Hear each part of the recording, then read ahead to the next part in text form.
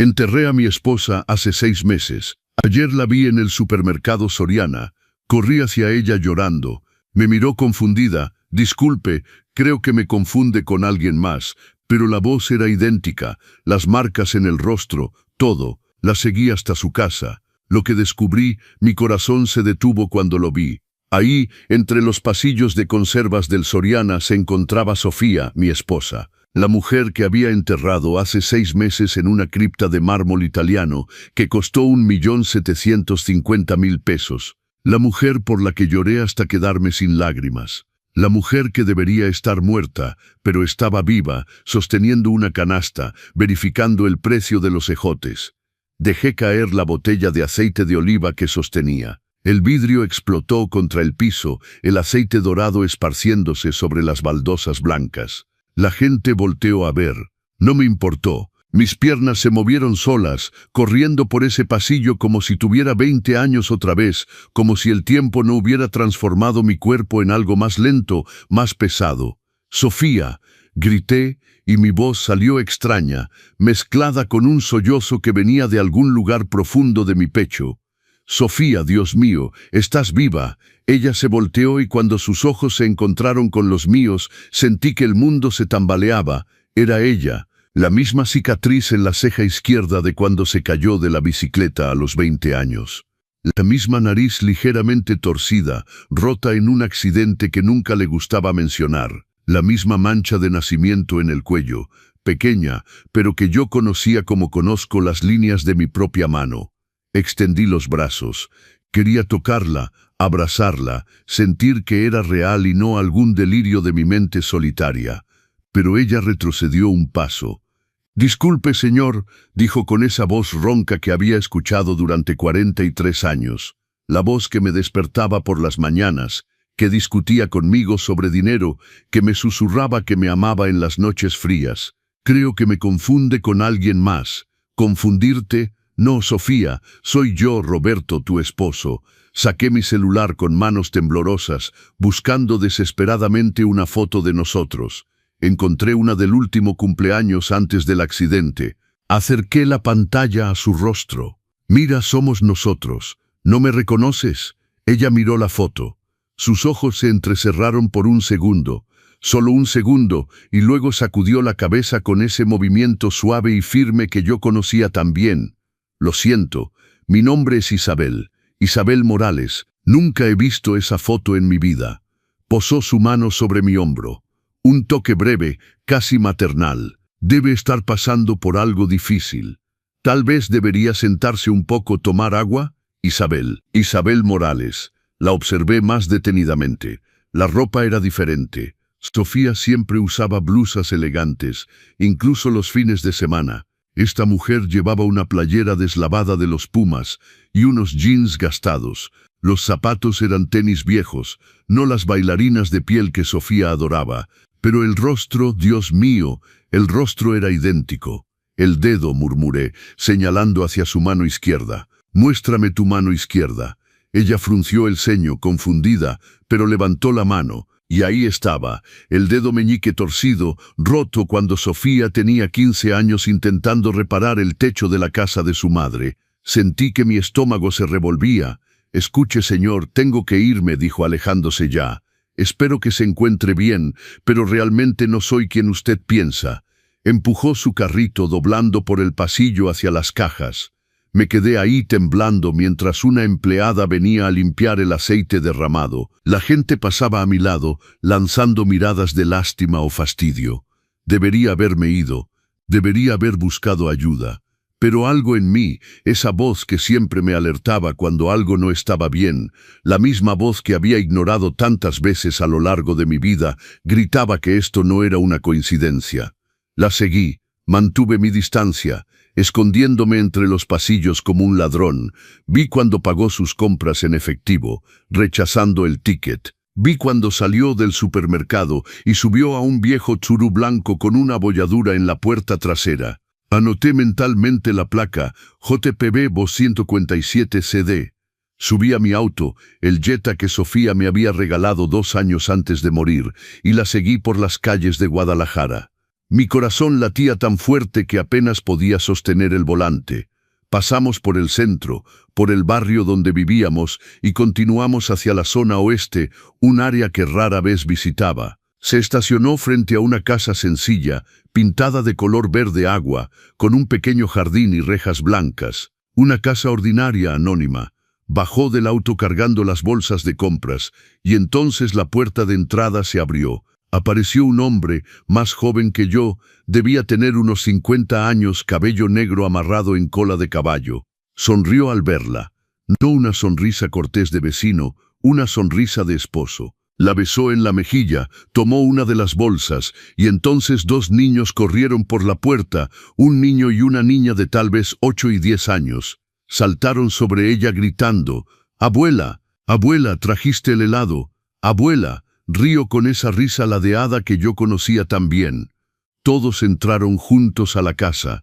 La puerta se cerró. Me quedé sentado en el auto, estacionado a unos 50 metros de distancia, mientras el sol de la tarde entraba por la ventana y calentaba mi rostro mojado por lágrimas que ni siquiera sabía que estaba derramando. 43 años de matrimonio, 6 meses de duelo, noches enteras llorando solo, abrazando la almohada que aún guardaba su perfume. Y ella estaba ahí, viva, con otra familia, con nietos de cuya existencia yo ni siquiera sabía. Saqué mi teléfono y tomé fotos de la casa, del auto, de la placa. Mis manos temblaban tanto que la mitad de las fotos salieron borrosas, pero conseguí algunas nítidas. Cuando la luz del día comenzó a disminuir, arranqué el auto y conduje hasta mi casa en piloto automático. No recuerdo el trayecto. Solo recuerdo haberme estacionado en el garaje y haberme quedado sentado en la oscuridad, mirando las fotos en mi teléfono, comparándolas con las viejas fotos de Sofía. Cada detalle coincidía, cada marca, cada rasgo, cada imperfección. Entré a la casa, la gran casa vacía que Sofía me había dejado, o mejor dicho, que me quedó cuando ella murió. Me senté en la sala todavía con las luces apagadas. Y fue entonces cuando una pregunta atravesó mi mente como un rayo helado. Si Sofía está viva, ¿a quién demonios enterramos? Si quieren saber cómo se desarrolla esta historia perturbadora, suscríbanse al canal Los Consejos del Abuelo para no perderse los próximos capítulos, porque lo que estaba a punto de descubrir iba mucho más allá de lo que mi mente podía procesar. En ese momento pasé toda la noche despierto. Sentado en la mesa de la cocina con la lámpara encendida, esparcí todas las fotos que tenía de Sofía. Fotos de nuestra boda, de ella todavía joven, con ese traje café que rentamos porque no teníamos dinero para comprar uno. Fotos de los cumpleaños de Miguel, nuestro hijo. Fotos de vacaciones, de carne asadas, de navidades, y al lado en la pantalla del teléfono, las fotos que había tomado esa tarde. Amplié una vez más.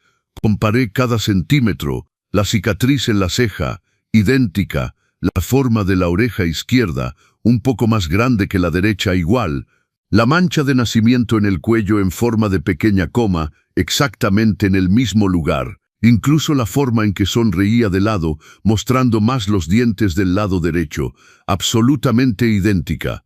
Tomé una lupa que usaba para leer las instrucciones de los medicamentos y examiné una vieja foto de Sofía sin blusa, tomada en una playa de Vallarta hace 15 años. Ahí estaba el pequeño lunar oscuro cerca de la clavícula. Amplié la foto del teléfono donde Isabel se volteaba para tomar la bolsa del auto. La blusa se había levantado un poco. El mismo lunar, en el mismo lugar. Imposible. Pero los gemelos no tendrían las mismas marcas de nacimiento, ¿verdad? Las cicatrices no son genéticas. El dedo roto tampoco. Me levanté, caminé por la casa, volví a la mesa. El reloj de pared marcaba las 4 de la mañana. Afuera la ciudad todavía dormía.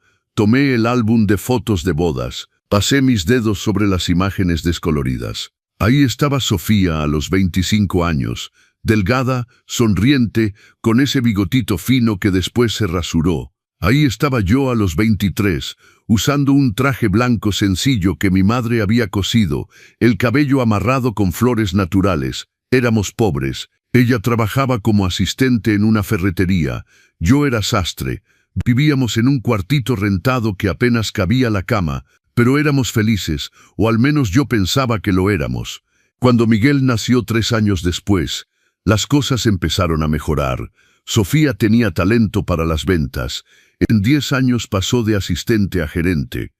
En 20 años ya era dueña de 3 ferreterías repartidas por la ciudad. Nuestra vida cambió. Casa propia, autos, viajes ocasionales. Pero Sofía viajaba mucho por trabajo. 2, 3 veces al mes. Se ausentaba 4 o 5 días cerrando negocios, decía visitando proveedores. Nunca tuve sospechas. ¿Por qué las tendría? Siempre regresaba cansada, estresada, quejándose de juntas y de carretera. Traía regalos para mí y para Miguel. Decía que nos extrañaba. Ahora, mirando hacia atrás con este nuevo prisma de horror, cada viaje parecía una mentira cuidadosamente construida. Cuando el sol salió, todavía estaba sentado en la mesa, rodeado de fotos. Tomé mi teléfono y llamé a Miguel. Contestó a la 5ª llamada, voz ronca de sueño. «Papá, son las 6 de la mañana. Pasó algo. Necesito que vengas aquí. Ahora. Papá, tengo una junta a las 9. Miguel». Mi voz salió firme, cargada de algo que mi hijo rara vez escuchaba. «Ven ahora. Es sobre tu madre». Silencio del otro lado. «Papá, ya hablamos de esto. Necesitas hacer terapia. Este duelo prolongado no es, vi a tu madre ayer». Otro silencio más largo. «Papá, ¿qué tomaste? ¿Olvidaste tomar algún medicamento?» «Miguel, vi a tu madre viva en el supermercado y la seguí hasta su casa. Necesito que vengas aquí ahora y me ayudes a entender qué está pasando porque o me estoy volviendo loco o... Quédate ahí, no salgas de la casa, no hagas nada, ya voy». Colgó. Fui a bañarme, me cambié de ropa. Cuando me miré al espejo, me asusté. Ojeras profundas, cabello revuelto, labios partidos. Parecía que había envejecido 10 años en una noche. Miguel llegó 40 minutos después. Traía puesto ropa deportiva. Debió haber salido de casa corriendo. Entró sin tocar. Me encontró de vuelta en la mesa de la cocina. «Papá, ¿qué pasó?» Jaló una silla, se sentó a mi lado, sostuvo mi mano. Sus ojos estaban preocupados. Esa preocupación que tienen los hijos cuando piensan que sus padres están perdiendo la razón. Le mostré las fotos, primero las viejas, luego las nuevas. Expliqué cada detalle, la cicatriz, la mancha, el dedo roto. Hablé del encuentro en el supermercado, de cómo me trató como a un extraño, del nombre falso, de la casa, del hombre, de los niños. Miguel miró las fotos en silencio. Su expresión cambiaba. De preocupación a confusión, de confusión a algo que no podía identificar. Sus manos temblaron ligeramente cuando amplió una de las fotos. «Sí, es impresionante el parecido», finalmente dijo, devolviéndome el teléfono. «Pero papá, la gente se parece. Ya he visto 3 tipos que podrían ser mis hermanos gemelos en la plaza comercial. Miguel, esto no es un parecido, es ella. Papá, enterramos a mamá. Tú estuviste ahí, yo estuve ahí. Sofía, los tíos, sus amigos, todos estuvieron ahí». «Un ataúd cerrado», murmuré. «Enterramos un ataúd cerrado». Miguel pasó su mano por su cara, cansado.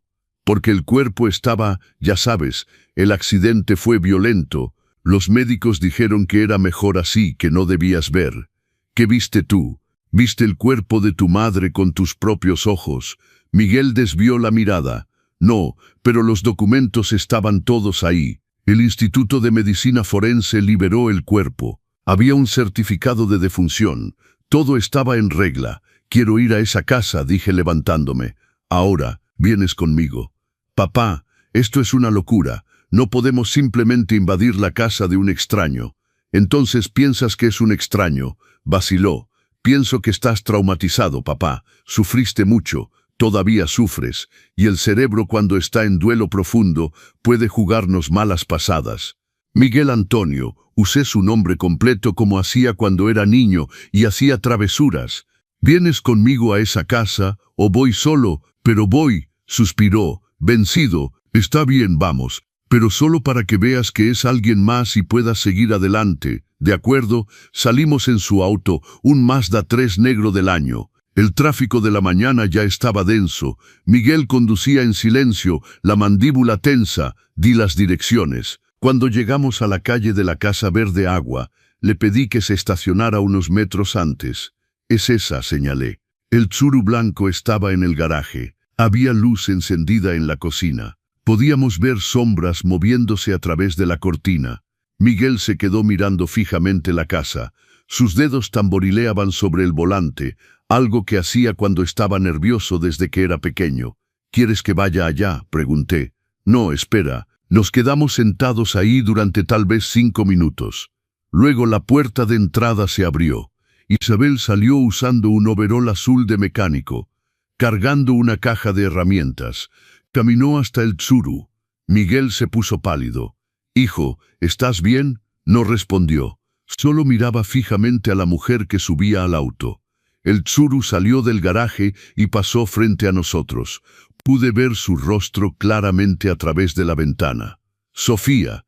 Era Sofía. Más vieja, más cansada, pero era ella. El auto dobló en la esquina y desapareció. Cuando miré a Miguel, vi que estaba llorando. Lágrimas silenciosas corrían por su rostro. «Miguel», mi estómago se heló. «Miguel, ¿qué es lo que no me estás diciendo?». Apoyó su frente sobre el volante. «Papá», su voz salió quebrada. «Papá, lo siento». Y en ese momento, mientras el sol de la mañana iluminaba el interior del auto y mi hijo se derrumbaba a mi lado, supe que lo que estaba a punto de descubrir iba a destruir mucho más que solo mi matrimonio. Iba a destruir toda mi familia.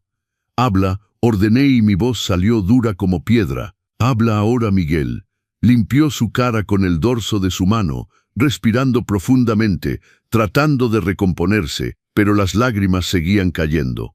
«Papá, no se suponía que fuera así, no se suponía que alguna vez lo descubrieras». Sentí algo helado expandiéndose en mi pecho. ¿Descubrir qué? Miguel levantó la cabeza, me miró con sus ojos cafés que había heredado de su madre. Ojos que ahora cargaban culpa, miedo, vergüenza. «Mamá no murió en ese accidente». Las palabras flotaron en el aire entre nosotros, simples, directas, devastadoras. Ya lo sabía, en el fondo desde el momento en que la vi en el supermercado lo sabía, pero escuchar a mi hijo confirmarlo era como recibir un puñetazo en el estómago. «Continúa», murmuré. Ella tenía esta otra familia, papá, desde hace 25 años. Ese hombre Ricardo, sus hijos de él que ahora tienen sus propios hijos. Ella compartía su vida entre ustedes dos. 25 años de mentira. Pensé en todos los viajes, todas las noches que no regresó a casa, todos los fines de semana trabajando, todos los cumpleaños de Miguel que se perdió porque estaba cerrando un negocio importante. «¿Y tú sabías?», pregunté aunque ya conocía la respuesta por la forma en que evitaba mi mirada. «Lo descubrí hace como 3 años». Pasó su mano por su cabello, nervioso. «Fue accidental. Estaba ayudando a mamá a organizar documentos de la ferretería y encontré recibos, compras duplicadas, pagos de luz, de agua, de mandado, 2 casas». La confronté.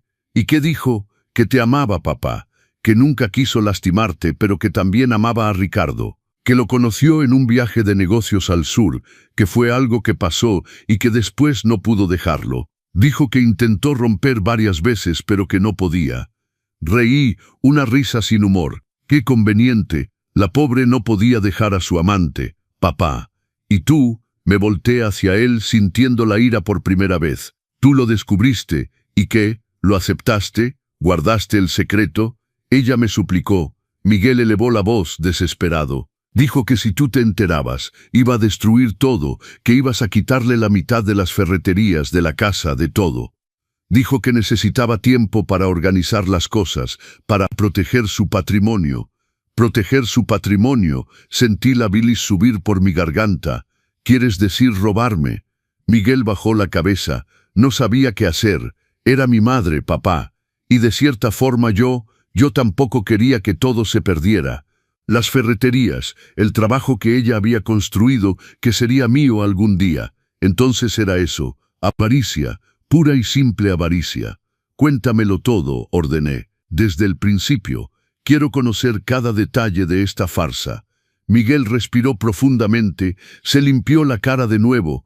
«Hace 6 meses, mamá me buscó. Dijo que ya no podía más vivir dividida, que quería quedarse con Ricardo de verdad, empezar de nuevo solo con él. Pero si pedía el divorcio, yo me quedaría con la mitad de todo. Completé la frase, sintiendo náusea. Ella consultó a un abogado. Régimen de sociedad conyugal. Estaban casados desde hacía más de 40 años. Tendrías derecho a la mitad de las ferreterías, de la casa, de los ahorros. Alrededor de 4 millones de pesos, tal vez más. 4 millones de pesos. 43 años de matrimonio valían 4 millones de pesos que ella no quería compartir conmigo. Entonces planearon su muerte. No era exactamente así. Ella tuvo la idea. Dijo que conocía a alguien, una persona sin hogar que estaba enferma en etapa terminal, sin familia. El tipo realmente se estaba muriendo, papá. Era cuestión de semanas. Mamá le ofreció dinero, mucho dinero. ¿Cuánto? 500,000 pesos para la única sobrina que el tipo tenía, que vivía en el norte y nunca lo visitaba. El dinero se transferiría después de que él muriera. Quise vomitar. Compraron un cuerpo. El tipo se estaba muriendo de todos modos. Miguel se defendió, pero su voz era débil. Aceptó, dijo que al menos su sobrina tendría una vida mejor. ¿Y el accidente fue planeado? Mamá viajó a esa ciudad del sur como siempre lo hacía. Pero esta vez el hombre iba con ella. Causaron un accidente de auto real, pero pequeño, justo lo suficiente para llamar a la policía, hacer un reporte. El hombre fue llevado al hospital bajo el nombre de mamá. Tenía sus documentos, su cartera, todo. Y cuando murió 3 días después, emitieron el certificado de defunción como si fuera Sofía Mendoza. Sí, el cuerpo vino en un ataúd sellado porque supuestamente había quedado desfigurado en el accidente y después en el hospital. Yo insistí contigo para que no lo abrieras, papá, porque adentro estaba el cadáver de un desconocido. Miguel asintió, avergonzado. Me quedé en silencio procesando la información, recordando aquellos días terribles, la llamada de la policía, la carrera al hospital, Miguel impidiéndome entrar a la sala, diciendo que el médico no lo recomendaba, que la imagen sería demasiado traumática. Me acordé del funeral, del ataúd cerrado cubierto de flores blancas, de la gente que lloraba, de los amigos de Sofía presentando sus condolencias, del padre hablando de la brevedad de la vida, del legado que dejamos. Y todo ese tiempo, Sofía estaba viva, planeando su nueva vida, dejándome atrás como si nuestros 43 años juntos no significaran nada. Y la cripta, mi voz salió extraña, distante. La cripta de mármol italiano que costó 1.750.000 pesos. Papá, hay un cuerpo ahí adentro. El del hombre que murió fue enterrado como Sofía Mendoza de Rodríguez con sus documentos, su identidad. Y Sofía, ella tomó la mitad del dinero que habían ahorrado para emergencias, alrededor de 3,5 millones de pesos que estaban en inversiones a su nombre. Lo transfirió todo unos días antes del accidente. Cambió de ciudad, creó una nueva identidad. Isabel Morales. Empezó una nueva vida con Ricardo, con los nietos de cuya existencia ni siquiera sabías, con su propia familia. Sí, cerré los ojos, respiré profundamente, traté de no gritar, de no golpear, de no romper algo. ¿Y tú? Abrí los ojos, miré a mi hijo. ¿Qué obtuviste tú en toda esta historia? Miguel tragó saliva. Las ferreterías, las 3, como heredero único, pasaron automáticamente a mí, más la casa, que ya estaba a mi nombre desde hace 2 años por la planificación sucesoria. ¿Cuánto valen las ferreterías, papá? ¿Cuánto? Alrededor de 6 millones de pesos. Pero ya vendí 2. Solo me quedé con la más grande, la de la avenida principal. El resto del dinero lo invertí. Entonces te beneficiaste. No era una pregunta, era una constatación. Me ocupé de ti, papá. Te di una pensión mensual ¿de cuánto? Reí. Una risa fuerte, casi histérica, 7,000 pesos. Menos de lo que gana una señora de limpieza, mientras tú te quedabas con 6 millones, mientras tu madre se escapaba con casi 4 millones. Y yo me quedaba aquí llorando todas las noches, tomando medicamentos para dormir, yendo a grupos de apoyo para viudos. Las lágrimas finalmente llegaron, calientes, amargas, furiosas. Lloré por ella, Miguel. Lloré hasta que no podía respirar. Miraba su foto en la mesa de noche y le rogaba a Dios que me llevara también, porque no podía soportar el dolor de vivir sin ella. «Papá, lo siento». «¿Y sabías?», grité, perdiendo finalmente el control. «¿Sabías y me dejaste sufrir? Me dejaste gastar 1.750.000 pesos en una cripta para un extraño. Me dejaste creer que mi esposa estaba muerta mientras ella estaba viva, feliz con otra familia. No sabía qué hacer. Es mi madre y yo soy tu padre». El silencio que siguió fue pesado, sofocante. Miguel lloraba abiertamente ahora, pero no sentía lástima. Solo sentía una furia helada, controlada, que crecía en mi pecho como una tormenta. «Llévame a casa», dije con calma. «Papá, tenemos que hablar de...». «Llévame a casa», condujo en silencio.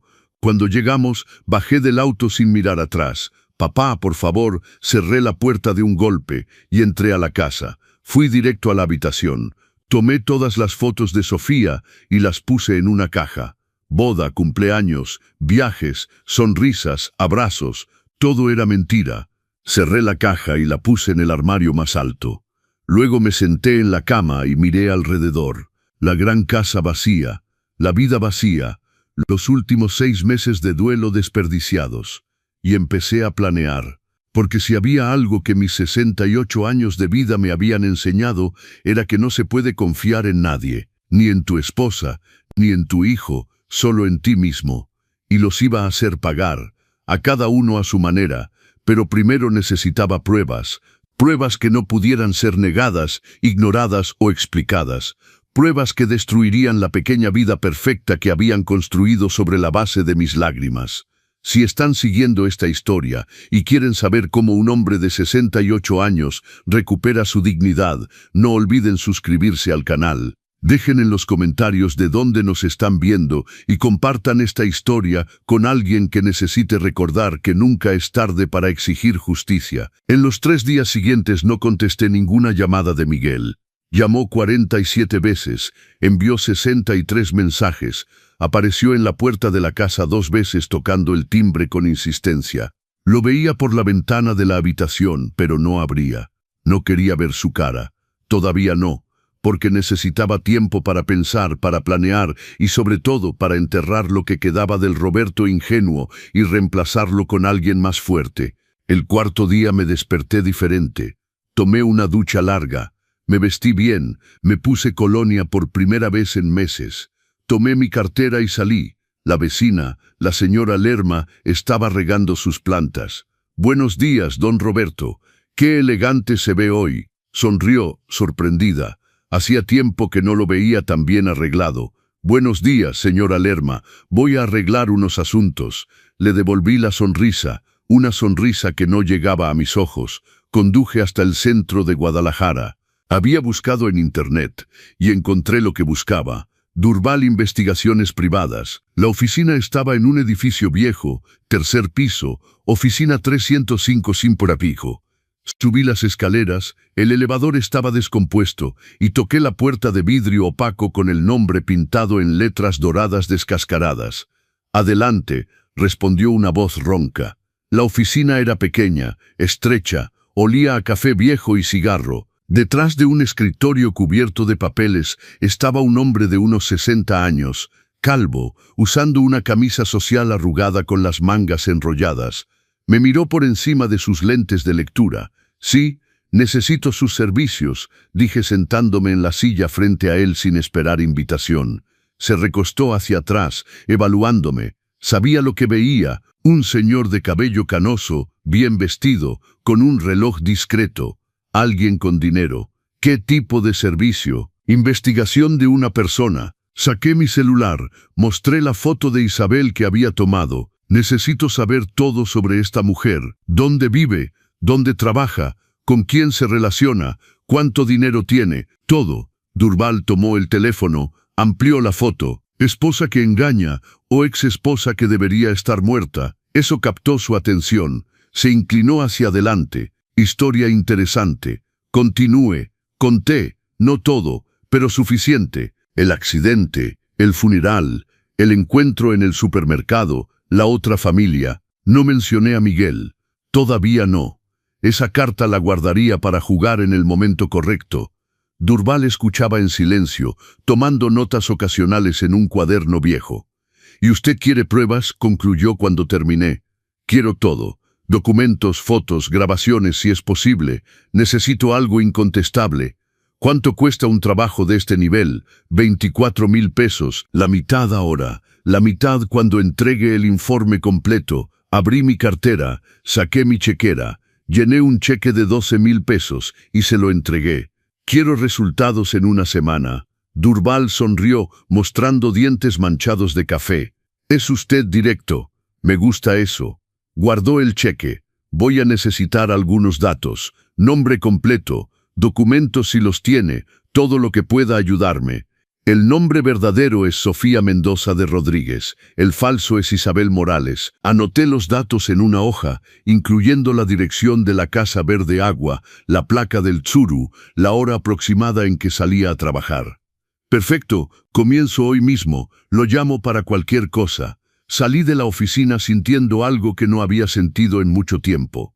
Un propósito. En los días siguientes volví a esa calle, siempre a diferentes horas, usando gorras o pañuelos para disimular. Observé su rutina. Isabel salía todos los días a las 7 de la mañana, conduciendo el viejo Tsuru. Regresaba a las 6 de la tarde. Los sábados se quedaba en casa, jugando con los nietos en el jardín. Los domingos iban todos a misa de 11 en la iglesia del barrio. La vida perfecta, la familia feliz. Mientras yo, el esposo legítimo, lloraba solo en la oscuridad. Ricardo parecía ser amo de casa, no trabajaba fuera, se ocupaba de la casa, de los nietos cuando las hijas trabajaban. Era guapo para su edad, bien cuidado, usaba ropa sencilla pero arreglada. Sonreía mucho, lo odiaba. Una semana después, Durval me llamó. «Tengo el informe, puede venir a buscarlo». Llegué a su oficina en 20 minutos. Me entregó una carpeta café gruesa, llena de documentos. «Siéntese», dijo. «En serio, ¿va a querer estar sentado para esto?». Abrí la carpeta. La primera página era una copia del acta de nacimiento de Isabel Morales. Fecha de emisión, hace 7 años. Registrada en una oficina del registro civil de un pueblito del sur. «Es falsa», explicó Durval. «Bien hecha pero falsa. El acta de nacimiento original de ese nombre pertenece a un bebé que murió en los años 50. Su esposa compró la identidad». Pasé la página. Fotos de Sofía entrando y saliendo de un pequeño taller mecánico. Un letrero sobre la puerta, Cerrajería Morales, reparación general. «Trabaja ahí», continuó Durval. «Es cerrajera. Gana alrededor de 7,000 pesos al mes. Vida sencilla, modesta. ¿Y el dinero?», pregunté. «Los 3,5 millones que se llevó». Durval volteó a otra sección de la carpeta. «Estados de cuenta bancarios, muchos estados de cuenta». Aquí es donde se pone interesante. Hace 7 años, una tal Isabel Morales abrió cuentas en 3 bancos diferentes. Depósitos iniciales totalizando 3,200,000 pesos. Desde entonces, retira mensualmente alrededor de 2,000 pesos. El resto está en inversiones conservadoras. Entonces el dinero estaba ahí. El dinero que también era mío por régimen de sociedad conyugal. La mitad de esos 3,5 millones eran míos. Hay más. Durval volteó otra página. Conseguí acceso a sus llamadas telefónicas de los últimos 6 meses. Mi corazón se aceleró. Varias llamadas al mismo número. Alrededor de 200 en total. Algunas durando más de 1 hora. Rodeó un número con pluma roja. Logró identificar de quién es. Durval me miró seriamente. Es el de su hijo, Miguel Rodríguez. Ahí estaba, blanco sobre negro. La prueba de la doble traición. Llamadas antes del accidente. Llamadas durante los 6 meses que estuve de luto. Llamadas la semana pasada, después de que confronté a Miguel. Se hablan regularmente, dijo Durval. Antes, durante y después de la muerte simulada. Su hijo estaba al tanto de todo desde el principio. Sentí mis manos temblar. Cerré la carpeta. ¿Algo más? Sí. La casa donde viven no está a nombre de Isabel. Está a nombre de Ricardo, comprada hace 22 años. Tienen un hijo juntos de 23 años que vive en Ciudad de México y 3 nietos, hijos de las 2 hijas de Ricardo de una relación anterior. Entonces realmente construyó una vida entera durante 25 años. Parecería que sí. Y por lo que pude investigar, Ricardo no sabe que ella estuvo casada antes. Para él, Isabel Morales siempre ha sido Isabel Morales, una viuda que conoció en el sur. Tomé la carpeta, la puse en mi bolso. ¿Cuánto le debo de los otros 12,000? Llené el cheque. Cuando se lo entregué, Durval sostuvo mi mano. Escuche, normalmente no me meto, pero usted parece ser alguien decente. Lo que sea que esté planeando hacer con esta información, piénselo bien. Estos casos de fraude documental, de muertes simuladas, es crimen federal. Prisión, ¿entiende? Entiendo perfectamente. Dije sonriendo por primera vez desde que descubrí la verdad. Gracias por su preocupación, Durval, pero sé exactamente lo que voy a hacer. Salí de la oficina sosteniendo la carpeta como si fuera lo más precioso del mundo, porque lo era. Era la llave para destruir completamente las vidas de las 2 personas que habían destruido la mía. En casa, esparcí todos los documentos sobre la mesa de la sala. Fotos, estados de cuenta, registro de llamadas, certificados falsos. Lo leí todo, memoricé cada detalle. Luego tomé el teléfono e hice una llamada que había estado posponiendo. Bufete de la licenciada Carmen Delgado. Buenas tardes. Me gustaría hacer una cita con la licenciada Delgado. Es urgente. ¿Ya es cliente? No, pero tengo un caso de fraude, falsificación documental y fraude patrimonial que creo le va a interesar mucho. Pausa del otro lado. ¿Puede venir mañana a las 3 de la tarde? Ahí estaré. Colgué y miré por la ventana. El sol se estaba poniendo, pintando el cielo de naranja y rosa. Un día hermoso, tranquilo. El último día de paz que Sofía y Miguel tendrían en mucho tiempo, porque la tormenta apenas comenzaba, y yo iba a ser el rayo que destruiría todo. La licenciada Carmen Delgado no era lo que esperaba. Cuando entré a su oficina, un espacio moderno en el 10º piso de un edificio comercial del centro, encontré a una mujer de unos 40 años, morena, cabello rizado recogido en un chongo impecable, usando un traje sastre gris que irradiaba competencia. Sus ojos eran agudos, inteligentes, del tipo que no se pierde ningún detalle. Don Roberto extendió la mano, apretón firme. Siéntese, por favor. Me senté en la silla de piel frente a su escritorio. Por las ventanas se veía toda la ciudad de Guadalajara. Abajo la gente vivía sus vidas normales, ignorando los dramas que se desarrollaban en los pisos superiores. ¿Café? ¿Agua? No, gracias. Voy directo al punto. La licenciada Carmen se acomodó en su silla, cruzó las manos sobre el escritorio. Mi secretaria dijo que tiene un caso de fraude y falsificación. Cuénteme. Puse la carpeta de Durval sobre el escritorio y comencé a hablar. Lo conté todo desde el principio. Los 43 años de matrimonio, los viajes constantes de Sofía, la segunda familia que duró 25 años, el accidente falso, el cuerpo comprado, el funeral donde lloré de verdad mientras mi esposa estaba viva, el hijo que sabía y ocultó, los millones desviados, la pensión miserable que me daba como si fuera un favor. La licenciada Carmen escuchaba sin interrumpir, tomando notas ocasionales. Cuando terminé, abrió la carpeta y comenzó a examinar los documentos. Tomó casi 20 minutos, leyendo cada página con atención. Finalmente se recostó en su silla y silbó suavemente. Don Roberto, esto es una bomba, lo sé. ¿Entiende la gravedad de lo que pasó?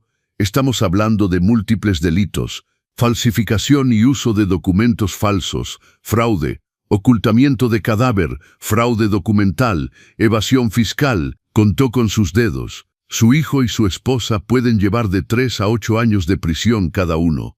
Sentí una satisfacción fría en mi pecho. Perfecto. Me miró evaluando. Quiere proceder criminalmente contra los dos. Quiero justicia. Quiero cada centavo que me robaron. Quiero que paguen por lo que hicieron. Entonces debemos construir un caso sólido. La licenciada Carmen tomó una pluma. Voy a necesitar algunas otras cosas. Primero, los documentos del matrimonio, el certificado de defunción falso. los documentos de las ferreterías, los tengo todos en casa. Puedo traerlos mañana. Segundo, una confesión sería ideal. Usted dijo que el hijo confesó. Tiene grabación. Mi estómago se apretó.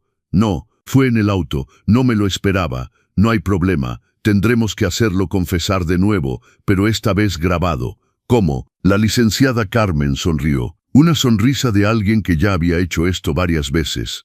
Déjemelo a mí. Pero primero, hablemos de dinero. Usted dijo que su hijo se quedó con las ferreterías. 3 ferreterías valuadas en 6 millones de pesos. Ya vendió 2, y ese dinero está quién sabe dónde. Invertido en algo, vamos a descubrirlo.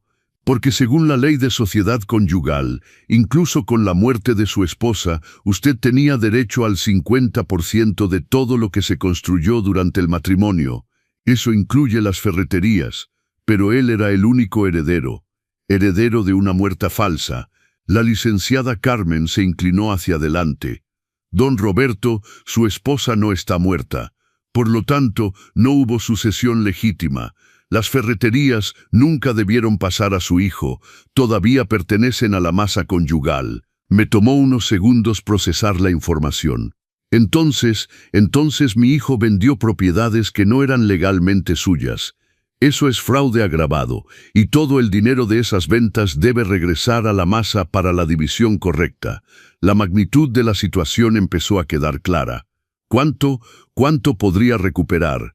La licenciada Carmen tomó una calculadora, empezó a hacer cálculos. Las ferreterías, 6 millones de pesos, la mitad es suya, 3 millones, más los 3,5 millones que su esposa tomó, la mitad suya, 1,750,000 pesos, más daños morales por el fraude, el sufrimiento psicológico, podemos pedir alrededor de 1 millón de pesos fácilmente. Me miró. Estamos hablando de alrededor de 6 millones de pesos, don Roberto, más la casa si la quiere.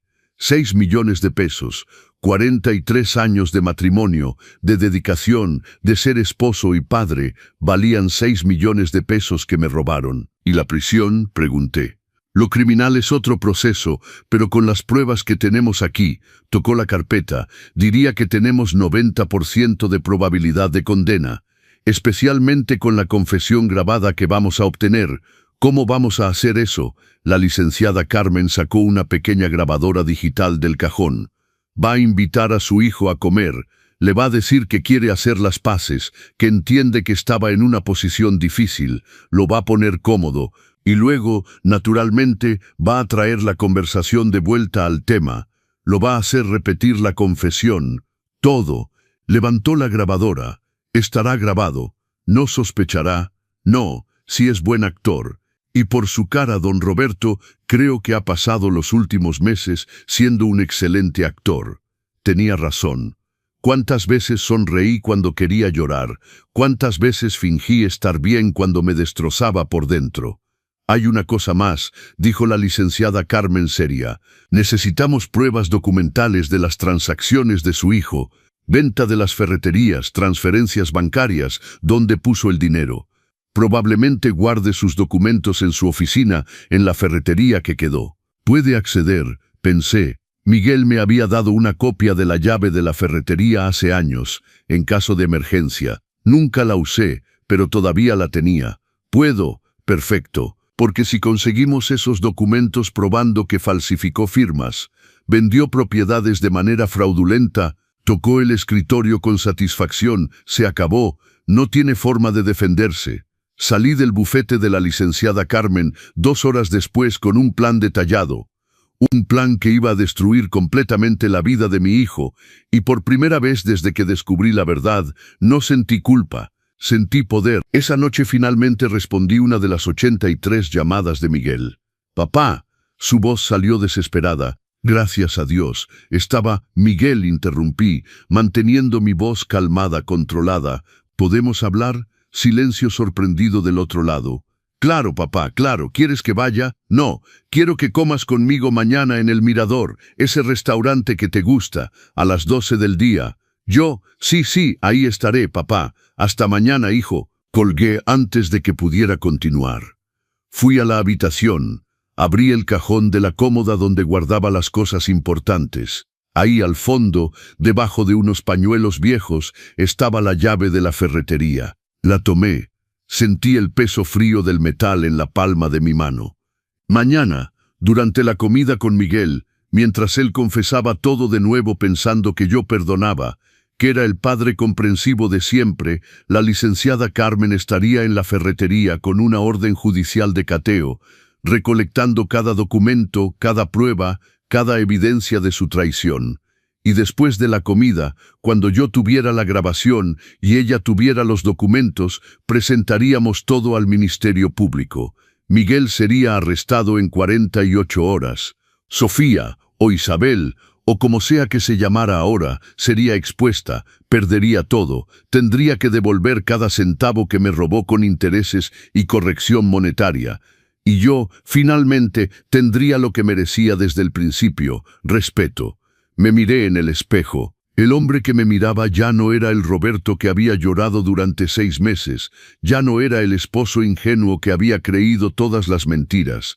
Era alguien nuevo, alguien más fuerte, alguien que no tendría piedad. El Mirador era un restaurante en el último piso de un hotel del centro con vista panorámica de Guadalajara. Llegué 10 minutos temprano, usando un traje beige discreto y el anillo de perlas que Sofía me había regalado para nuestro 30º aniversario de bodas. Irónico usar ese anillo justamente hoy. La grabadora digital estaba en mi bolso, ya encendida. La licenciada Carmen me había instruido dejar el bolso abierto sobre la mesa, lo más cerca posible de Miguel. El aparato era sensible, captaría todo. Miguel llegó 5 minutos tarde. Traía puesto ropa casual, se veía cansado, ojeras profundas, barba sin hacer, la camisa social arrugada. Pero era la mirada lo que me partió, vacía, vencida, sin ese brillo que siempre había tenido. Se sentó en la silla frente a mí, manos temblorosas sobre la mesa. Papá, su voz salió quebrada. Viniste, vine, silencio incómodo, jugueteaba con sus manos nerviosamente, sin saber por dónde empezar. Yo no sé qué decir. Pasé una semana pensando en qué decir y ahora no tengo palabras. Entonces escucha, mi voz salió firme. Vine aquí porque necesito cierre antes de proceder, pero necesito que entiendas una cosa. No vine para perdonarte, vine para entender. Vi el dolor atravesar su rostro.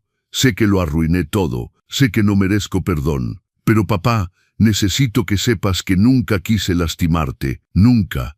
Pero lo hiciste, profundamente, lo sé. Las lágrimas comenzaron a caer. Todos los días pienso en eso. Pienso en cómo te debiste sentir cuando descubriste, no solo la traición de mamá, sino la mía también. Y me odio por eso, papá. Me odio tanto. El odio a ti mismo no cambia lo que hiciste. Lo sé, pero necesito que entiendas el contexto. Cuando mamá me buscó con ese plan descabellado, acababa de descubrir las deudas, 1.600.000 pesos, papá. Las ferreterías se estaban hundiendo. Si tú pedías el divorcio y tomabas la mitad, no iba a quedar nada. Las ferreterías iban a cerrar, los empleados iban a ser despedidos. Todo lo que mamá había construido iba a todo lo que nosotros construimos, corregí. Yo estaba ahí, Miguel, en cada decisión, en cada sacrificio. Renuncia a mi carrera de sastre para cuidarte mientras tu madre construía el negocio. Yo también era socio, aunque no estuviera en el papel. Bajó la cabeza, avergonzado. Tienes razón, fui egoísta. Solo pensé en el patrimonio, en el dinero, en el futuro que había planeado, y en el proceso olvidé que tú eres mi padre, que me lo diste todo, que merecías respeto antes que cualquier cosa. Y aun sabiendo todo eso, falsificaste mi firma 15 veces. Estaba desesperado. Las deudas aumentaban, los acreedores amenazaban con demandar. Necesitaba vender las ferreterías rápido, entonces debiste decirme la verdad. Golpeé la mesa, haciéndolo brincar. Debiste venir a mí y decir, papá, mamá no está muerta. Se escapó y dejó un montón de deudas. Necesito tu ayuda para resolver esto. Te hubiera ayudado, Miguel. Hubiera firmado lo que fuera necesario. Hubiera trabajado contigo para salvar el negocio. Pero la verdad era demasiado horrible. Mamá había simulado su propia muerte, compró un cadáver. Yo estaba involucrado. ¿Cómo iba a contar eso? Con valentía, con honestidad, dos cosas que aparentemente no corren en nuestra familia. Miguel sollozó, cubriéndose la cara con las manos. Lo arruiné todo. Te perdí a ti, perdí a Sofía. Ella pidió el divorcio ayer. Sofía pidió el divorcio. Dijo que no puede esperar 2 o 3 años por alguien que ya ni siquiera sabe quién es, que va a empezar de nuevo, encontrar a alguien honesto. Río amargamente. No la culpo. Respiré profundamente, sintiendo el peso de la situación. Miguel, vas a estar en prisión por lo menos 2 años si colaboras, tal vez 3, y cuando salgas tendrás antecedentes penales, dificultades para encontrar trabajo, juicio social. Va a ser duro. Lo sé, y no voy a hacerte la vida fácil, no voy a pagar abogado, no voy a depositar dinero en tu cuenta, no voy a visitarte todas las semanas. Tomaste decisiones de adulto, ahora enfrentas consecuencias de adulto, entiendo, pero dudé, eligiendo mis palabras con cuidado. Cuando salgas, si realmente aprendiste algo, si realmente cambiaste, tal vez podamos reconstruir algo, no la relación de antes, esa murió. Pero algo nuevo, basado en la honestidad, levantó su cara, esperanza en sus ojos llenos de lágrimas. Estás diciendo que hay una oportunidad. Estoy diciendo que no te voy a abandonar completamente, pero tampoco voy a fingir que todo está bien. Va a tomar años, Miguel, años para que recuperes mi confianza, y tal vez nunca la recuperes totalmente. Pero al menos no voy a borrarte de mi vida como tú intentaste borrarme de tus decisiones. Papá extendió su mano sobre la mesa. Miré esa mano, la mano de mi hijo, que me besó cuando era niño, que sostuve cuando cruzábamos las calles, que falsificó mi firma 15 veces. Después de unos segundos la sostuve, brevemente. Un apretón rápido, sin calidez, pero la sostuve. Usa este tiempo en prisión para pensar, Miguel, para realmente reflexionar sobre el tipo de hombre que quieres ser. Porque el hombre que eras, ese ya no lo reconozco. Lo haré, lo prometo. No me lo prometas, solo hazlo. Me levanté para irme. Papá me llamó cuando llegué a la puerta. Me volteé, gracias por venir, por no haberme abandonado completamente. Soy tu padre, Miguel, siempre te amaré. Pero el amor no significa aceptar todo ciegamente. A veces el amor significa dejar que la persona enfrente las consecuencias de sus propios actos para que aprenda. Salí del salón, devolví el número de plástico, tomé mi bolso. Cuando llegué al auto, finalmente dejé caer las lágrimas. Lloré por el hijo que perdí, por el hombre que pudo haber sido, por la relación que nunca volvería a ser la misma. Pero también lloré de alivio, porque hice lo correcto aunque doliera. 3 meses después, sentado en primera clase de un vuelo a Lisboa, con una copa de vino blanco en la mano, miré por la ventana mientras México quedaba atrás.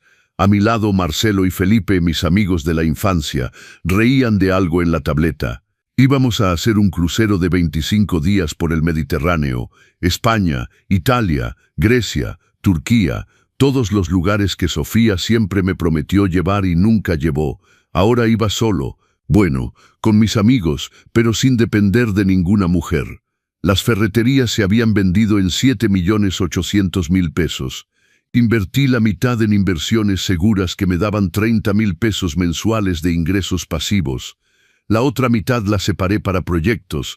El primer proyecto, doné 600.000 pesos a una ONG que ayudaba a hombres víctimas de violencia patrimonial y financiera. Hombres como yo que habían sido robados, engañados, manipulados por miembros de su familia. El segundo proyecto, compré un pequeño taller en el centro y volví a la sastrería. No porque necesitara el dinero, sino porque había sido mi pasión antes de renunciar a ella para ser solo esposo y padre. Ahora, a los 68 años, recuperaba quién era antes de todo esto. Sofía había sido condenada a 8 años de prisión. Con la delación de Miguel, no logró reducir ni un solo día. Cumplía su condena en régimen cerrado. Ricardo ya no la visitaba. Los nietos ni siquiera sabían realmente dónde estaba. La familia había inventado que se mudó lejos. Miguel cumplía su condena en régimen semiabierto desde el mes pasado por buena conducta. Trabajaba en una carpintería dentro de la prisión, ganando salario mínimo. Sofía se había divorciado y ya salía con alguien más, según me contaron. Lo visitaba una vez al mes. Conversaciones cortas, todavía tensas, pero era diferente, más humilde, más consciente. Tal vez la prisión realmente cambiaba algo en él, o tal vez era solo mi impresión. El tiempo lo diría. Roberto, ¿estás bien? Marcelo me dio un codazo. Te quedaste callado de repente. Estoy muy bien, sonreí y era verdad. Solo pensaba en cómo la vida puede cambiar en unos meses. Cambió para mejor, dijo Felipe levantando su copa. Un brindis por nuestro amigo que fue hasta el fondo y regresó más fuerte. No sé si regresé más fuerte, reflexioné. Regresé más consciente, más atento, más yo mismo. Eso es ser fuerte, dijo Marcelo sonriendo. Porque la fuerza no es no caer, es levantarse después de caer. Brindamos. El avión despegó y mientras subíamos sobre las nubes, pensé en todo lo que había perdido y todo lo que había ganado. Perdí la inocencia, la capacidad de confiar ciegamente, la fantasía de que la familia era sagrada por definición, pero gané conocimiento propio, independencia, la certeza de que podía sobrevivir a lo peor y aún así elegir vivir, no solo existir. 6 meses después del crucero, era un sábado por la mañana cuando recibí la llamada. Roberto, licenciada Carmen, buenos días. ¿Pasó algo? Sofía, tuvo un infarto en la prisión ayer. Estaba en la enfermería. No resistió. El teléfono casi se resbaló de mi mano. Murió. Sí, de verdad esta vez. El cuerpo está siendo liberado para la familia. Como usted todavía estaba técnicamente casado, es el responsable legal. Sofía estaba muerta, esta vez de verdad. No sentí nada, ni tristeza, ni alivio, ni enojo, solo un vacío distante. ¿Qué debo hacer? Necesita decidir sobre el funeral. Si quiere enterrarla, cremarla, o pensé en la cripta de mármol italiano, que había costado 1.750.000 pesos, donde estaba enterrado un desconocido. Cremación, y tire las cenizas al mar, sin ceremonia.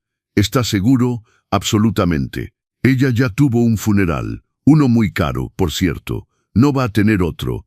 Y Miguel, ya fue notificado, pide ir al funeral. No hay funeral. Puede despedirse de las cenizas después si quiere, pero no voy a hacer espectáculo. No de nuevo. Colgué y me quedé sentado en silencio en la terraza de mi taller. Sofía estaba muerta. La mujer que amé durante 43 años, la mujer que me traicionó durante 25, la mujer que simuló su propia muerte para abandonarme. Ahora realmente estaba muerta y sentía paz, porque ya no le debía nada, ni amor, ni odio, ni perdón. Era simplemente parte de mi pasado ahora, una parte dolorosa que me enseñó lecciones valiosas. Un año después de que todo comenzara, estaba en el taller cosiendo un vestido de novia para la hija de una clienta cuando Miguel apareció en la puerta. Había salido de prisión, hacía 3 semanas en libertad condicional. Estaba más delgado, cabello cortado corto, barba bien cuidada, usaba ropa sencilla, jeans y camisa blanca. «Papá, ¿puedo entrar?» «Entra». Entró lentamente mirando alrededor. El taller era pequeño pero acogedor. Maniquíes con telas, máquinas de coser, carretes de hilo coloridos. Mi espacio, es bonito aquí, gracias. ¿Qué te trae? Respiró profundamente. Vine a despedirme. ¿Despedirte? Me mudo a Ciudad de México. Conseguí trabajo en una carpintería. Allá es un nuevo comienzo total. Lejos de todo, de todos, donde nadie conoce mi historia. Entiendo. Y antes de irme, necesitaba agradecerte. Agradecerme por no haberme abandonado, por visitarme en prisión, aunque no lo merecía, por venir a la cremación de las cenizas de mamá conmigo, por darme esta última oportunidad de ser alguien mejor. Dejé la costura a un lado, me levanté. Miguel, no te di ninguna oportunidad. Tú estás construyendo eso con trabajo, con elecciones diferentes, con humildad. Todo el mérito es tuyo. Aún así, pudiste haberme abandonado completamente y no lo hiciste, porque soy tu padre. Y los padres no abandonan, pero tampoco encubren. Esa fue mi mayor lección este año. El verdadero amor es dejar que la persona enfrente las consecuencias y crezca con ellas. asintió, ojos mojados. Voy a hacer que funcione en Ciudad de México. Voy a reconstruir mi vida desde cero. Y un día te voy a hacer sentir orgulloso de mí otra vez. Ya estoy orgulloso del hombre que estás intentando ser. Se acercó dudando. Abrí los brazos y por primera vez en más de un año abracé a mi hijo de verdad. No un abrazo protocolar, un abrazo de padre. Cuando se fue, llevando solo una maleta y un futuro incierto, me quedé en la puerta del taller, viéndolo partir, y me di cuenta de que había logrado algo raro. Transformé el dolor en crecimiento, la traición en sabiduría, la pérdida en nuevo comienzo. Si esta historia les ha tocado el corazón y quieren saber cómo termina este viaje de un hombre que recuperó su dignidad, los invito a suscribirse al canal Los Consejos del Abuelo. Dejen en los comentarios de dónde nos están viendo y qué les pareció más impactante de esta historia. Nos vemos en la parte final. Hoy, 2 años después de haber visto a Sofía viva en ese supermercado, me despierto todos los días en mi casa. Voy a mi taller, coso mis piezas, tomo café con mis amigos, tengo 30,000 pesos de ingresos pasivos por mes, mi taller factura otros 16,000. No necesito nada ni a nadie. Miguel me llama todas las semanas desde Ciudad de México, sale con una chica de allá, honesta, trabajadora, dice que un día quiere presentármela. Tal vez vaya, o tal vez le pida que venga aquí. Todavía no decido. No he visitado la tumba vacía de Sofía desde que descubrí la verdad. Mandé poner una placa sencilla. Aquí descansa un desconocido, que encuentre paz. Porque esa tumba nunca fue de mi esposa. Fue de mi inocencia, y esa merecía descansar en paz.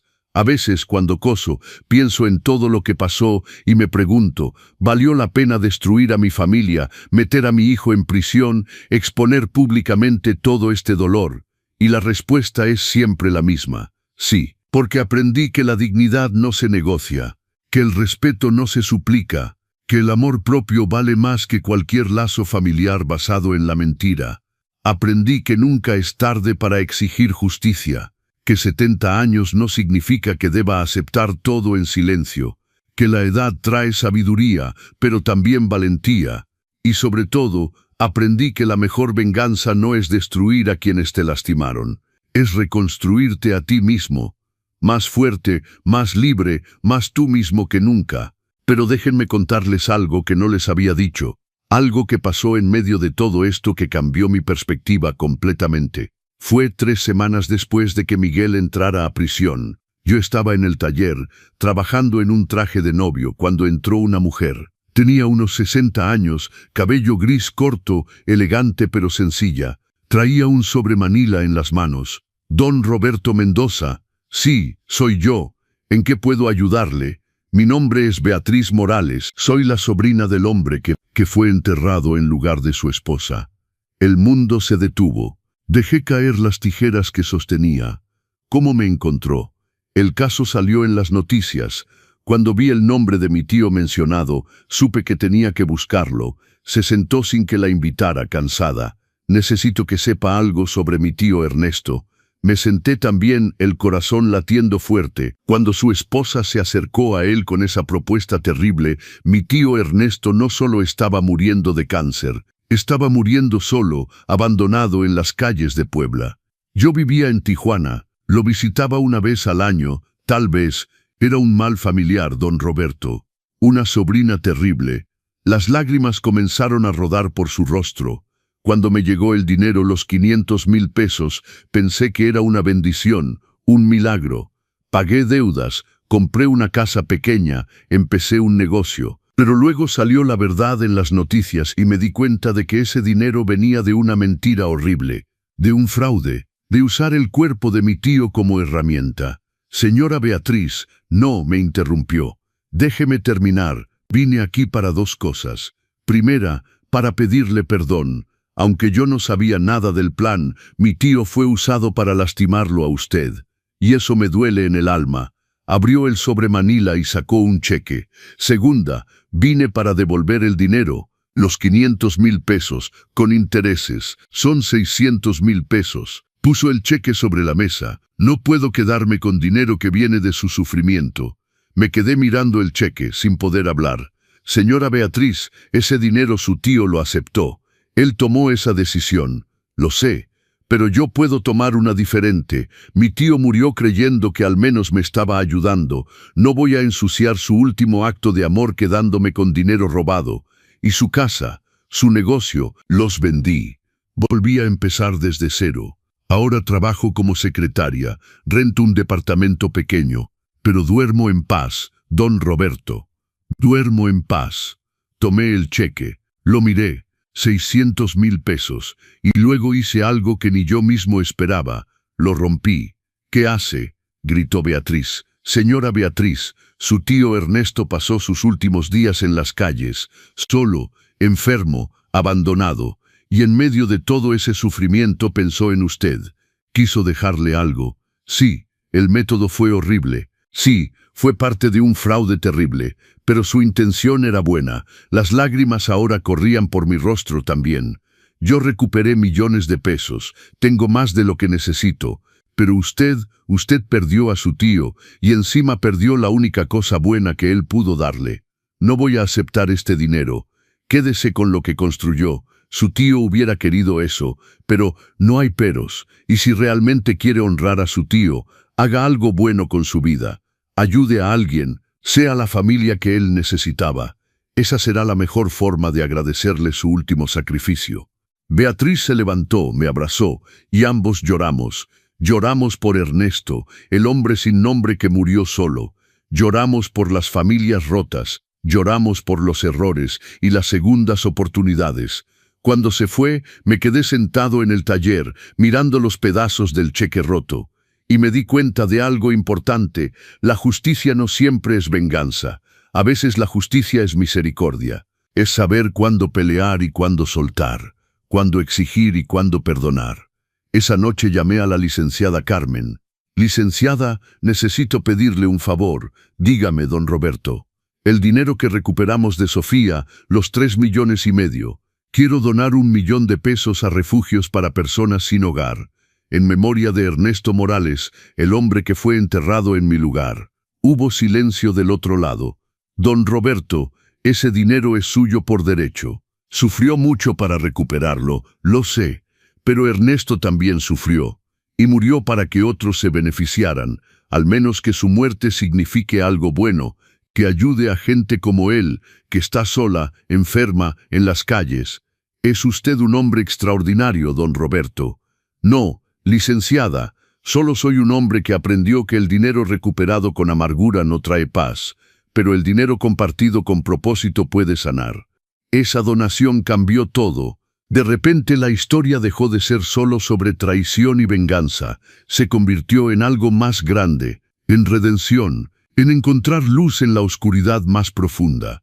Los periódicos que antes titulaban Esposo vengativo, destruye familia corrupta, ahora escribían Hombre traicionado dona millones a personas sin hogar. Las entrevistas cambiaron. La gente empezó a verme no como víctima amargada, sino como sobreviviente que eligió la dignidad sobre el resentimiento. Y algo curioso pasó. Empecé a recibir cartas. Cientos de cartas, de hombres de mi edad que habían pasado por traiciones similares, esposas infieles, hijos deshonestos, familias que los robaron, hombres que pensaban que ya era tarde para ellos, que a los 60, 70, 80 años ya no podían cambiar nada, que tenían que aceptar el maltrato porque así es la familia. Les respondí a todos, uno por uno, les conté mi historia completa. No solo la parte de la justicia legal, sino la parte del dolor, de las noches llorando, de los momentos donde quise rendirme. Pero también les conté sobre el renacimiento, sobre encontrarme a mí mismo de nuevo, sobre recuperar mi oficio, mi pasión, mi identidad más allá de ser esposo o padre. Un hombre de 72 años de Monterrey me escribió: Don Roberto, mi esposa me robó durante 20 años. Pensé que era tarde para hacer algo, pero su historia me dio valor. Hoy contraté un abogado, otro de 65 de Veracruz. Mis hijos me quitaron mi casa usando documentos falsos. Los perdoné porque son mi sangre. Pero usted me enseñó que el perdón no significa ser pisoteado. Voy a recuperar lo que es mío. Y el más impactante, de un hombre de 81 de Oaxaca. Pensé que mi vida había terminado cuando descubrí las mentiras, pero usted a los 68 empezó de nuevo. Si usted pudo, yo también puedo. Gracias por darme esperanza. Me di cuenta de que mi historia, este dolor que viví, podía servir para algo más grande que solo mi propia sanación. Podía inspirar a otros hombres de mi generación a no resignarse, a no aceptar el maltrato solo porque ya están viejos, a entender que la dignidad no tiene edad. Decidí hacer algo con eso. Con parte del dinero recuperado, abrí un pequeño centro de asesoría, no legal, eso lo dejaba a los abogados, sino emocional, un lugar donde hombres mayores que habían sido traicionados por sus familias pudieran venir a hablar, a desahogarse, a planear sus próximos pasos. Lo llamé Centro de Dignidad Masculina, nunca es tarde. Empezamos pequeños, solo yo y 2 voluntarios, ambos hombres que también habían pasado por traiciones familiares. Nos reuníamos los sábados en un salón rentado, llegaban 5 o 10 hombres cada semana, escuchábamos sus historias, llorábamos con ellos, pero también les dábamos herramientas, contactos de abogados honestos, información sobre sus derechos y sobre todo les dábamos algo que muchos habían perdido, esperanza. Tienen derecho a exigir respeto, les decía. No importa si tienen 60, 70, 80 años. No importa si son sus hijos, sus esposas, sus hermanos quienes los lastimaron, tienen derecho a dignidad. Un día, 6 meses después de abrir el centro, llegó un hombre de 74 años. Se llamaba Don Agustín. Estaba encorvado, derrotado, apenas podía mirarme a los ojos. Mi hijo me robó mi pensión durante 5 años, susurró. Firmaba los cheques por mí, decía que los depositaba, pero los cobraba él. Perdí casi $500,000. Y cuando lo descubrí, me dijo que lo perdonara porque es mi hijo. Que qué iba a hacer yo, un viejo contra él. La rabia que sentí fue inmediata, porque vi en Don Agustín al Roberto de hace 2 años, roto, humillado, creyendo que no tenía opciones. Don Agustín, le dije tomando sus manos temblorosas, ¿sabe qué va a hacer? Va a contratar un abogado, va a demandar a su hijo por fraude, va a recuperar cada peso, y va a enseñarle que los viejos no somos estúpidos ni indefensos, somos sobrevivientes, y merecemos respeto. Los ojos de Don Agustín se llenaron de lágrimas. Usted cree que puedo, sé que puede, porque yo pude. Y si yo pude a los 68, usted puede a los 74. Le conecté con la licenciada Carmen. Ella tomó su caso pro bono, conmovida por la historia. 6 meses después, Don Agustín recuperó $400,000. Su hijo fue condenado a 2 años de prisión, pero lo más hermoso fue ver a Don Agustín transformarse. De ese hombre encorvado, derrotado, se convirtió en alguien erguido, orgulloso. Empezó a vestirse mejor, a sonreír más, a caminar con propósito. Don Roberto me dijo un día, usted me devolvió más que mi dinero, me devolvió mi dignidad. Me recordó que todavía soy un hombre, no solo un viejo que debe aceptar todo. Y ahí entendí cuál era mi verdadero propósito después de todo este dolor. No era solo recuperar mi dinero, no era solo meter a Sofía y Miguel en prisión, era usar mi historia para despertar a otros hombres de mi generación, para recordarles que merecen respeto, que pueden exigir justicia, que nunca es tarde para empezar de nuevo. El centro creció. De 10 hombres pasamos a 30, luego a 50. Tuvimos que rentar un espacio más grande. Conseguimos más voluntarios, abogados que donaban horas, psicólogos que daban terapia gratis, trabajadores sociales que ayudaban con trámites. Se convirtió en algo más grande que yo, en un movimiento, en una voz para los hombres mayores que la sociedad había desechado como demasiado viejos para cambiar las cosas. Las historias que escuché en ese centro me rompieron y me reconstruyeron al mismo tiempo. Hombres robados por esposas, por hijos, por hermanos, hombres golpeados, humillados, abandonados en asilos mientras sus familias gastaban sus pensiones. Pero también vi resurrección, vi hombres de 70 años divorciándose de esposas abusivas y empezando relaciones sanas. Vi hombres de 80 recuperando propiedades robadas y viviendo sus últimos años con dignidad. Vi hombres de 65 descubriendo nuevos talentos, nuevas pasiones, nuevas razones para vivir. Y me di cuenta de algo poderoso. Nuestra generación fue criada para aguantar, para no quejarse, para mantener a la familia unida a cualquier costo, incluso si ese costo era nuestra propia dignidad. Pero estábamos en una nueva época, una época donde podíamos decir no más, donde podíamos exigir respeto sin sentirnos culpables, donde podíamos elegir nuestra paz sobre la comodidad de otros. Si están siguiendo esta historia y sienten que es demasiado tarde para ustedes, déjenme decirles algo: nunca es tarde, nunca. Mientras tengan aliento en sus pulmones, tienen derecho a dignidad, tienen derecho a justicia, tienen derecho a empezar de nuevo. Suscríbanse al canal Los Consejos del Abuelo para la parte final de esta historia. Y en los comentarios, cuéntenme, ¿hay algo en su vida que han aceptado por ser demasiado viejos para cambiarlo? Porque déjenme decirles, amigos, nunca son demasiado viejos para su propia dignidad. Hoy es un martes cualquiera, han pasado 2 años y medio desde que vi a Sofía viva en ese supermercado. Estoy en mi taller, terminando de ajustar un traje de boda para un cliente joven que se casa el próximo mes. El radio toca música de los 60, canciones que Sofía y yo bailábamos cuando éramos jóvenes, y por primera vez en mucho tiempo, escucharlas no me duele. Suena el teléfono, es Miguel. Papá, ¿tienes tiempo para hablar? Claro, hijo. Dime, Patricia y yo nos vamos a casar. Patricia es la chica de Ciudad de México, la que mencionó hace un año, honesta, trabajadora, maestra de primaria. Miguel me ha hablado mucho de ella en nuestras llamadas semanales. Eso es maravilloso, Miguel. Me alegro por ti. Papá, sé que no tengo derecho a pedirte esto después de todo, pero ¿vendrías a la boda? No necesitas caminar conmigo al altar ni nada de eso. Solo quisiera que estuvieras ahí, que la conocieras, que vieras que realmente cambié. El viejo Roberto, el Roberto de hace 3 años, hubiera dicho que sí inmediatamente, sin pensarlo. Porque eso es lo que hacen los padres, ¿verdad? Perdonan todo, aceptan todo, están siempre disponibles sin importar cuánto los lastimen. Pero el nuevo Roberto, el que renació de las cenizas de la traición, piensa diferente. Miguel, déjame preguntarte algo primero. ¿Por qué quieres que vaya? Silencio del otro lado. Puedo imaginar a mi hijo, ahora de 32 años, pensando cuidadosamente su respuesta. Porque eres mi padre. ¿Y por qué? Porque quiero que veas que tu sacrificio no fue en vano, que el dolor que causé, la lección que me enseñaste al no encubrir mis errores, realmente cambió mi vida. Soy un hombre diferente, papá. Patricia me conoció después de prisión, conoce toda mi historia, y aún así me eligió. Pero me eligió a este Miguel, no al que era antes. ¿Y qué cambió exactamente? Todo. Antes pensaba que el éxito era dinero, propiedades, apariencias.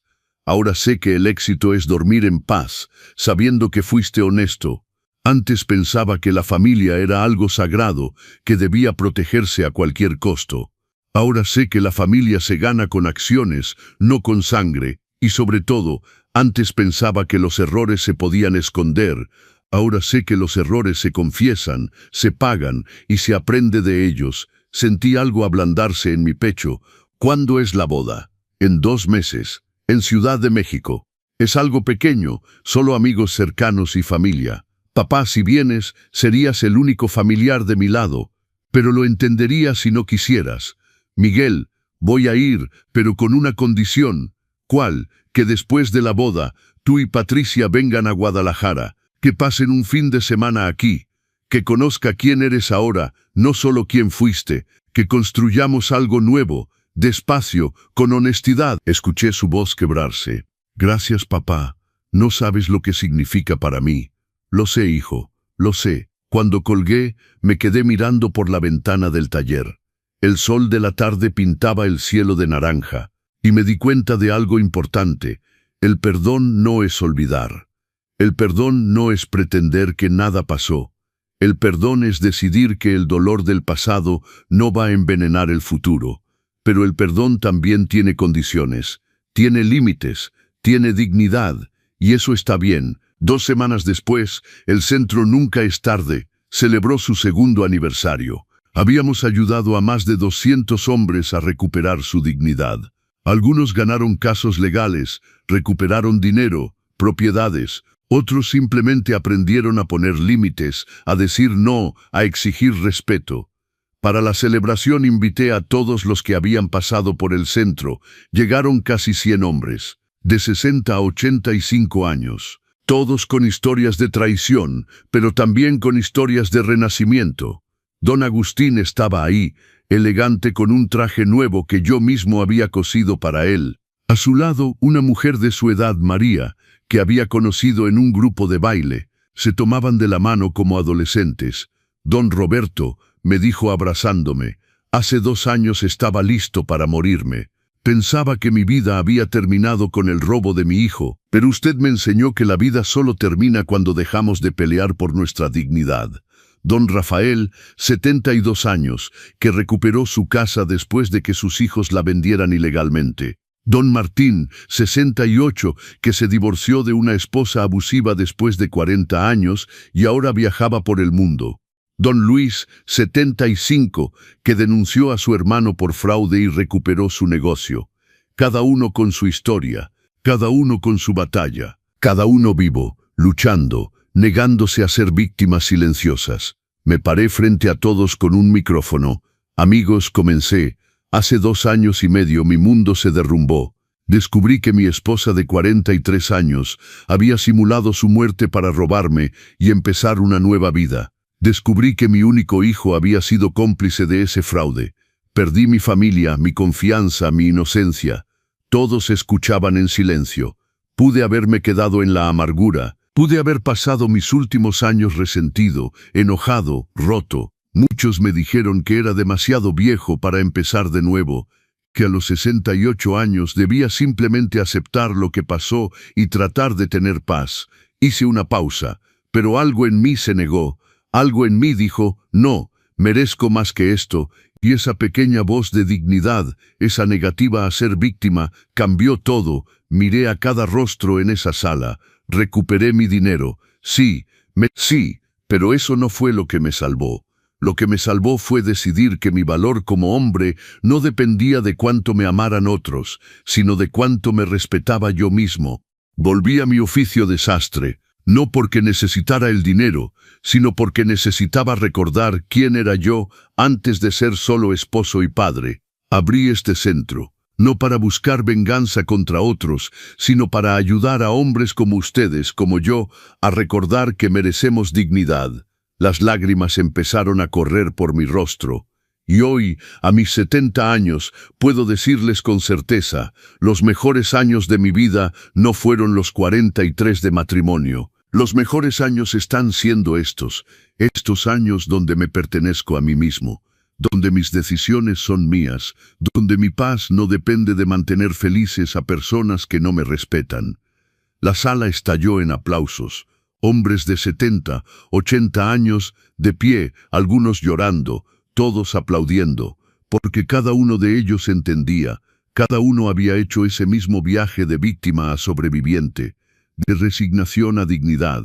Don Agustín tomó el micrófono después de mí. Yo pensaba que era muy tarde para mí, dijo con voz firme. Pensaba que a los 74 años ya no podía cambiar nada. Pero don Roberto me enseñó que mientras tengamos aliento, tenemos derecho a justicia. Y hoy, a mis 76 años, estoy viviendo la mejor etapa de mi vida. Con mi dignidad recuperada, con María a mi lado, con paz en mi corazón. Uno por uno, varios hombres compartieron sus historias. Historias de dolor, pero sobre todo, historias de renacimiento. Y me di cuenta de algo poderoso. Esto era más grande que yo.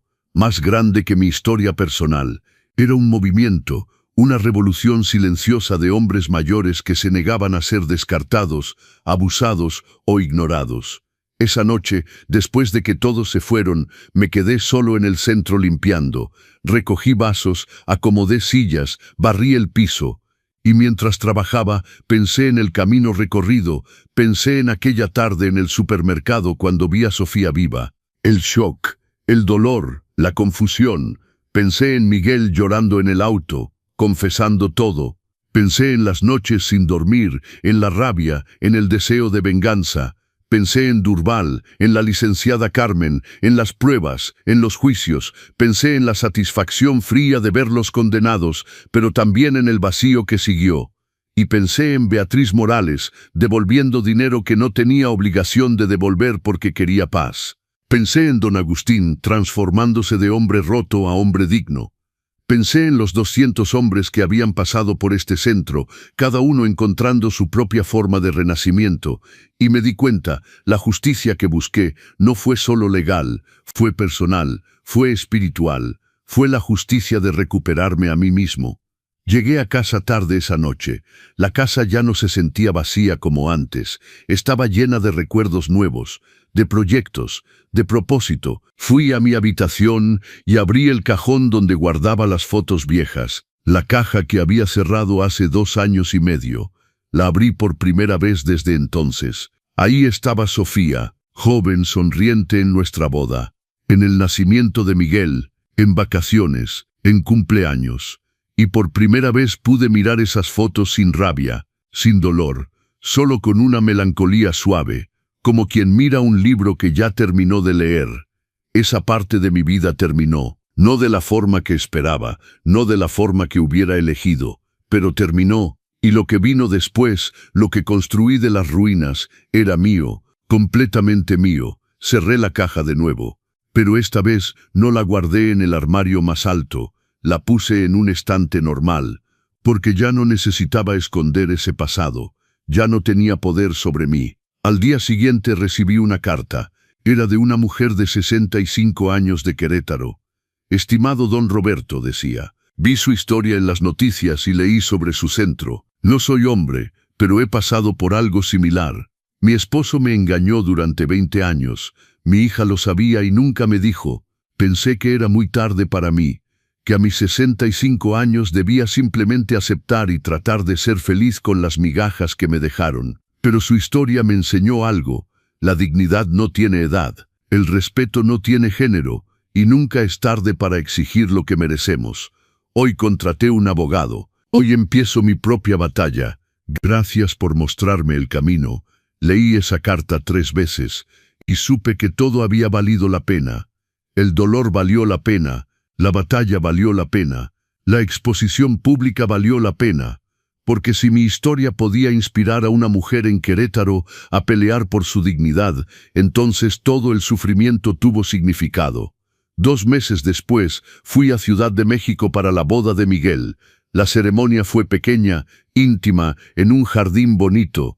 Patricia era hermosa, no solo físicamente, sino en la forma en que miraba a Miguel. Con amor, sí, pero también con respeto. Con una mirada que decía: te conozco, conozco tu pasado y elijo tu presente. Miguel me vio llegar y se le llenaron los ojos de lágrimas. Nos abrazamos, un abrazo largo, sanador. Gracias por venir, papá. Gracias por invitarme, hijo. Durante la ceremonia, mientras los veía intercambiar votos, pensé en Sofía, en nuestra boda hace 45 años, en los votos que hicimos y que ella rompió. Pero no sentí amargura. Solo sentí aceptación. La vida que tuve con Sofía fue real en su momento. El amor fue real, aunque terminó siendo insuficiente. Miguel fue producto de ese amor y a pesar de sus errores, estaba tratando de ser mejor. Y yo, bueno, yo sobreviví. Más que sobreviví, renací. En la recepción Patricia me buscó. Don Roberto, gracias por darle una oportunidad a Miguel. Sé lo que hizo. Él me contó todo, y sé que hubiera sido más fácil para usted simplemente cortar lazos para siempre. Patricia, ¿puedo darte un consejo? Por supuesto. Miguel cometió errores terribles, pagó por ellos, está pagando todavía, pero lo que veo en él ahora es humildad genuina. Conciencia. Eso es raro. Muchos hombres pasan por prisión y salen iguales o peores. Miguel salió mejor. Eso habla de su carácter. Lo sé, lo veo todos los días, pero si alguna vez, falta a su palabra, si miente, si esconde cosas, no lo protejas, no encubras. El amor verdadero no es ciego, el amor verdadero exige honestidad. ¿Me entiendes? Patricia me miró con ojos serios. Le entiendo perfectamente, don Roberto, y tiene mi palabra. Esa noche, antes de regresar a Guadalajara, Miguel y yo hablamos a solas en el balcón del hotel. Papá, hay algo que nunca te dije. ¿Qué es? Cuando estaba en prisión, los primeros meses fueron horribles, no solo por la prisión en sí, sino por la culpa. Me despertaba todas las noches pensando en tu cara cuando descubriste todo, en cómo te traicioné. Miguel, no, déjame terminar. Hubo un momento como a los 4 meses, donde estaba en mi celda y pensé, no puedo más. Estaba considerando hacer algo drástico. Mi corazón se detuvo, pero entonces llegó tu carta. ¿Te acuerdas? La primera carta que me escribiste. La recordaba. Había sido difícil escribirla. Tomó 3 intentos. En esa carta no me perdonabas. No me decías que todo estaba bien. Pero me dijiste algo que me salvó la vida.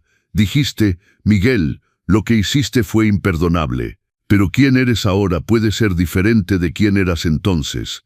El pasado está escrito, pero el futuro está en blanco. Escribe una mejor historia. Las lágrimas corrían por su rostro ahora. Esa carta, papá, me dio razón para seguir, me dio permiso para ser mejor.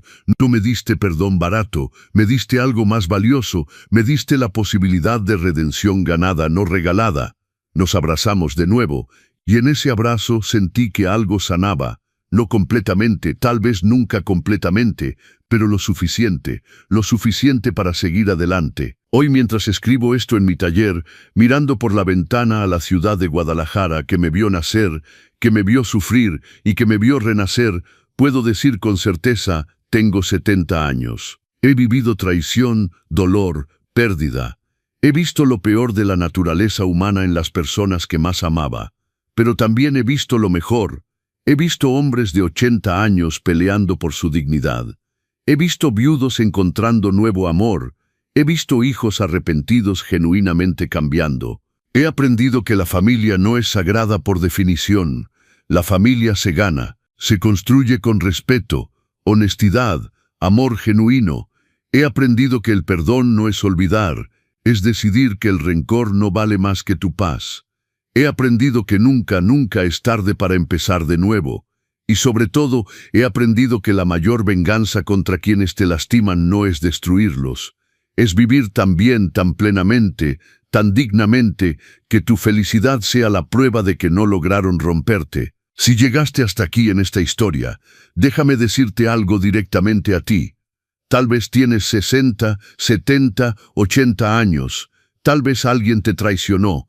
Tu esposa, tu esposo, tus hijos, tu familia. Tal vez crees que es muy tarde para ti, que ya no puedes cambiar nada, que debes simplemente aceptar y esperar el final. Déjame decirte, es mentira. Mientras tengas aliento, tienes derecho a dignidad, tienes derecho a respeto, tienes derecho a justicia. No es egoísmo, no es venganza, es amor propio. Y el amor propio es el fundamento de todo lo demás. Haz lo que tengas que hacer. Contrata un abogado. Pon límites. Exige respeto. Divoríciate si es necesario. Corta lazos si es necesario. Empieza de nuevo si es necesario. Porque tus últimos años no tienen que ser de resignación. Pueden ser de renacimiento, de descubrimiento, de vivir finalmente para ti. Y si alguien te dice que eres muy viejo, que debes aceptar que así es la vida, recuérdales esta historia. Recuérdales que Roberto Mendoza a los 68 años perdió todo y lo recuperó todo. No el dinero, no la familia, se recuperó a sí mismo. Y eso, amigos míos, eso no tiene precio. Gracias por acompañarme en esta historia. Si les llegó al corazón, compartan este mensaje, denle like a este video. Suscríbanse al canal Los Consejos del Abuelo porque aquí seguiremos compartiendo historias reales de hombres y mujeres que eligieron la dignidad sobre la resignación. Dejen en los comentarios de dónde nos están viendo y qué lección se llevan de esta historia, porque al final poco importa cuántos años tienes o cuánto tiempo perdiste viviendo una mentira. Lo que importa es el valor de despertarte un día y decir, a partir de ahora me elijo a mí mismo. Y esa elección, amigos, esa elección lo cambia todo. Hasta la próxima historia. Y recuerden, nunca es tarde para la dignidad.